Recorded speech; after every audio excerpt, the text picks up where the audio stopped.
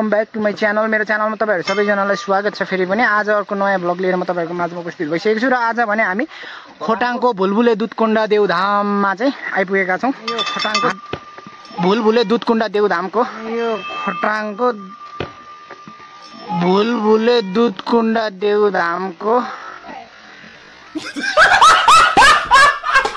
सम्पूर्ण कुराहरू म तपाईँहरूले देखाउने कोसिस गर्छु। यहाँ लेखेको छ के छ, भुलभुले दुधकुण्ड देउधाममा हजुरहरूलाई स्वागत छ।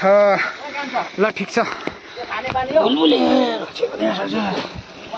ओहो हो भुलभुले दुधकुण्ड देउधाम कस्तो दामी रहेछ है पानी। ल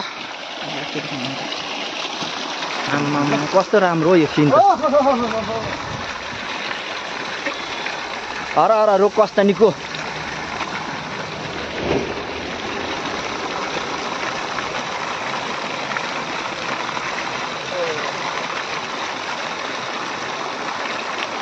ल यहाँबाट हामी जाँदैछौँ उकालो। काका हजुर रमाइलो भइरहेछ एकदम। यो खोटाङको यहाँ माछा पनि पाउँछ होइन? यहाँ रातो सेतो माछा टन्नै छ अरे। यहाँ त्यही त भनेको, मैले त्यो युट्युबमै हेरेको थिएँ कि मैले पनि। आज राईहरूको विशेष यो सौभाग्यवश आफै पनि आउन पाइयो, एकदमै खुसी लागेको छ। र आज चाहिँ हामी तपाईँहरूलाई यो भुलभुले दुधकुण्डका सम्पूर्ण कुराहरू, यहाँका रमाइलो कुराहरू देखाउने कोसिस गर्नेछौँ। यहाँ देख्न सक्नुहुन्छ शालिग पनि छ बिचमा, के हो यलम्बर हो कि के हो। अनि यहाँ तपाईँको के छ यहाँ फेरि यल्लो कलरमा, ओहो हो हो विष्णुदेव कि के हुनुहुन्छ उहाँ हुनुहुन्छ यहाँ। अटोमेटिक मूर्ति है। ए माछा यो होइन त, रक्षा गर्नुहोस् प्रभु। ल साथीहरू तपाईँहरूको लागि मैले एकदमै राम्रो भिडियो लिएर आएको छु है। ल ओहो हो माछा त है यहाँ।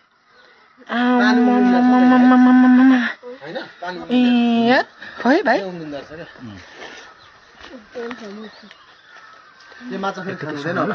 यो माछा खायो भने त मर्छ। एकचोटि कसले मारेर खान्छ अरे मरेको यो छुनै त मिल्दैन हामीले। त्यस्तो सक्छ एकदम डेन्जर हो। ल साथीभाइहरू हामी चाहिँ यो भुलभुले दुधकुण्डमा चाहिँ, दुधकुण्ड कि के भयो काका? हजुर भुलभुले दुधकुण्डमा चाहिँ आइपुगेका छौँ अहिले। हाम्रो यात्रा चाहिँ खोटाङ, यो खोटाङ जिल्लाभित्रै पर्छ। हजुर खोटाङको हामी अब भोलि हामी कहाँ पुग्छौँ काका? भोलि हामी हलेसी पनि जान्छौँ, दिक्तेल सदरमुकाम दिक्तेल पनि जान्छौँ। सम्पूर्ण भिडियोहरू आउँछ र तपाईँहरूलाई आज स्टार्टिङमा चाहिँ यो भुलभुले दुधकुण्डको केही झलकहरू देखाउँदैछौँ। यो पनि एकदमै यहाँको तीर्थस्थल हो। एकदमै यहाँ चाहिँ यो माछाहरू खासमा यो पालेको होइन, यहीँको अरे यहाँका आफै उत्पत्ति भएको अरे। छुन पनि मिल्दैन, जसले छुयो पहिला एउटाले खान्छ अरे। यो ठाउँ ठाउँ मरेको अरे। यो चाहिँ कस्तो हुन्छ भने साथीहरू, यो एउटा पहिलाबाट चाहिँ यहाँका स्थानीय बासिन्दाहरूको भनाइ के छ भने यो माछाहरू छुन अथवा खान पनि मिल्दैन होइन। पहिल्यैबाट चाहिँ तपाईँको यहाँ आफै उत्पत्ति भएका माछा हुन्। यो कसैले पनि पालेको होइन, व्यक्तिगत रूपमा ल्याएर कोही मान्छेहरूले राखेको पनि होइन। रक्षा गर्ने हजुर। खोइ माछा बाङ्गो छ तिमी। ए कस्तो दामी माछाहरू यहाँ। यहाँ त पुरा बगिरा हुन्छ नि होइन? यहाँ हेर्नु साथीहरू, यहाँ पनि माछा छ पुरै। विशेष माछा नि यस्तो बाङ्गो छ।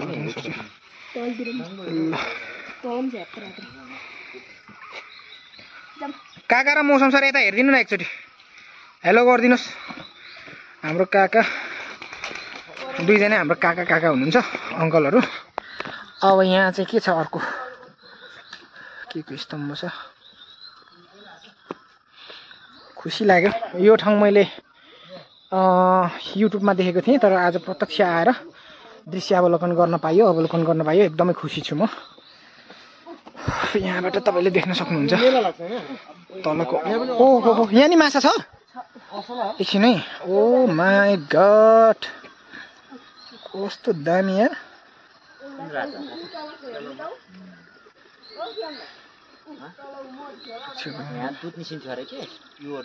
पहिला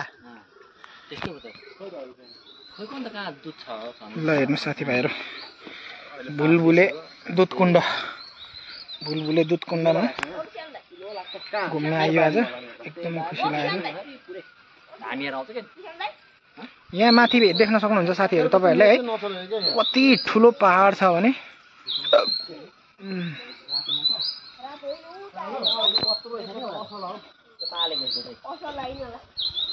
कुन कुन माछा असला त्यो माछाको किसिमहरू पनि कसरी जान्ने हो म त खासै चिन्दिनँ यार खोइ कहाँ छ माछा ल हेर्नु त साथीहरू पछि ठुलो ठुलो पानी हुँदा त बाहिर बाहिर हुन्छ हौ यहाँ माछाहरू कस्तो हुँदैन मैले युट्युबमा देखेको यी यहाँ पनि माछा थियो यो यो यो छ नि पुरै ए यार यहाँ पनि पो माछा रहेछ त है ओ पर रहेछ है अब हामी ओर्लिँदैछौँ साथीहरू यहाँबाट होइन हाम्रो गाडी चाहिँ तल पार्क गरेको छ भाडाहरू यहाँ पुरै छ वेलकम बहुत रमाइलो लागेको छ भुलभुले दुधकुण्ड देवधाममा हजुरहरूलाई स्वागत छ अब हामी यहाँ खाजा खान्छौँ साथीहरू भुलभुले दुधकुण्ड पनि हामीले भुलभुले दुधकुण्ड पनि गएर हामी घुमेर आइसक्यौँ दर्शन गरेर आइसक्यौँ होइन भुलभुले दुधकुण्ड देवधाममा तपाईँलाई हार्दिक स्वागत छ लेखिएको छ अनि यो भुल्के खोला हो होइन यता यस्तो छ खाजा खाने दोकान